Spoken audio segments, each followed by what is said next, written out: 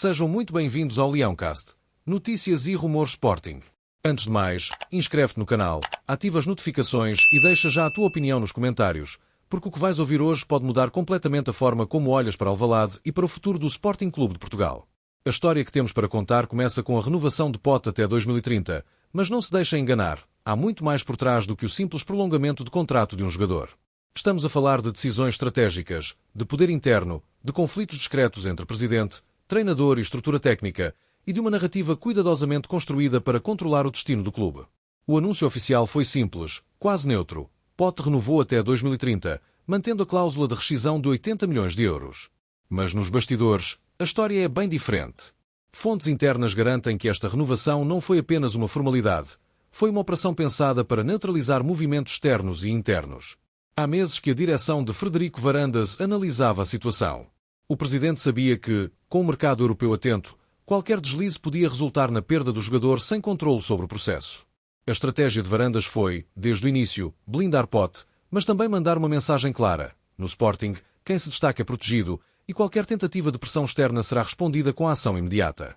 Ao mesmo tempo, o comando técnico do clube vive um momento delicado. Rui Manuel Borges, treinador que chegou com um discurso de modernidade e pragmatismo, tem procurado implementar um estilo de jogo mais dinâmico, exigindo dos jogadores maior versatilidade e compromisso coletivo. A relação entre a direção e Borges é profissional, mas nem sempre fácil. Alguns elementos da estrutura técnica admitiram internamente que a renovação de Pote foi, em parte, decidida por cima, deixando Borges em posição de ter de gerir um balneário onde nem todas as vozes estão alinhadas com a visão do treinador.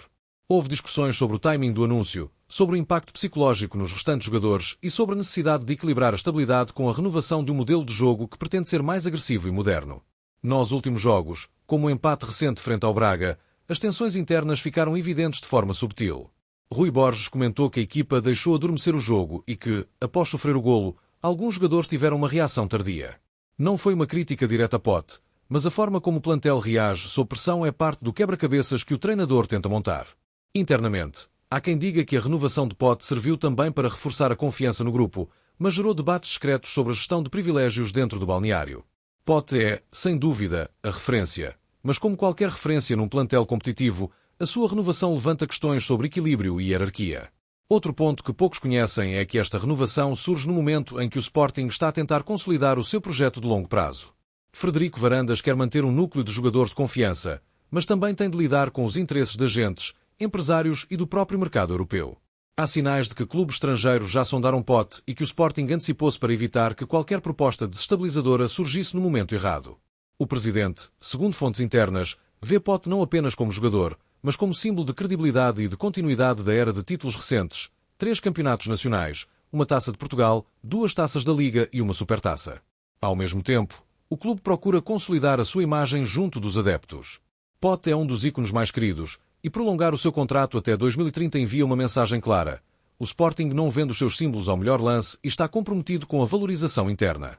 Mas há nuances. Rui Borges tem de gerir as expectativas de jovens talentos que aspiram a protagonismo e de outros jogadores que podem sentir que a hierarquia se altera com decisões tomadas fora do campo. A comunicação com o plantel tem sido uma prioridade, mas também um desafio.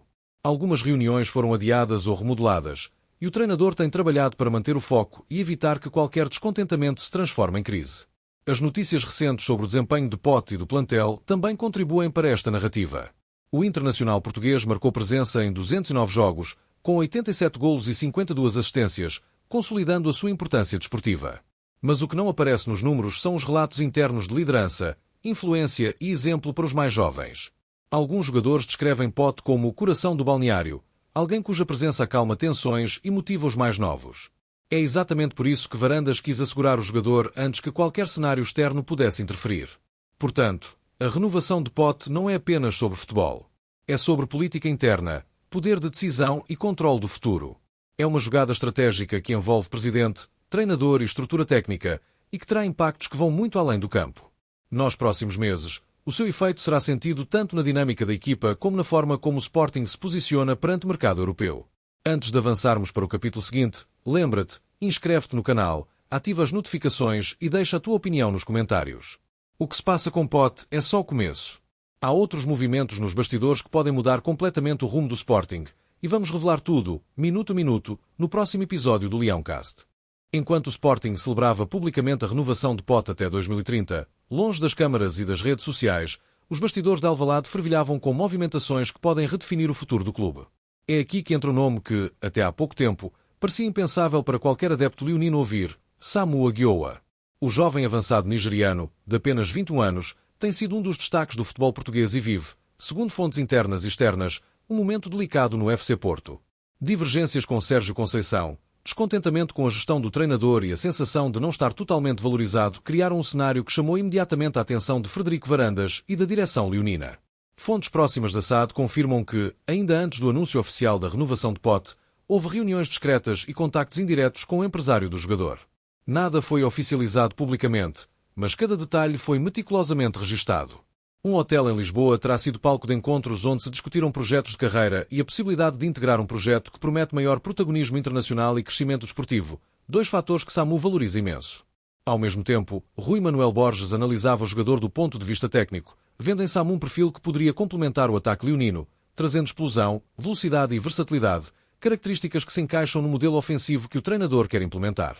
A estratégia do Sporting, segundo apuramos, é dupla e cuidadosamente planeada. Primeiro, garantir a estabilidade do presente com Pote, enviando um sinal claro ao balneário e aos adeptos de que os símbolos do clube são protegidos. Segundo, preparar o terreno para uma operação que poderia marcar uma viragem histórica no futebol português. Tentar convencer Samu Agioa a mudar-se para Lisboa, quebrando uma tradição e desafiando os rivais do norte do país. O objetivo não é apenas reforçar o plantel, mas enviar uma mensagem política e simbólica. O Sporting é capaz de competir de igual para igual, não apenas em campo, mas também na captação de talentos estratégicos. O cenário em que Samu se encontra torna a operação plausível.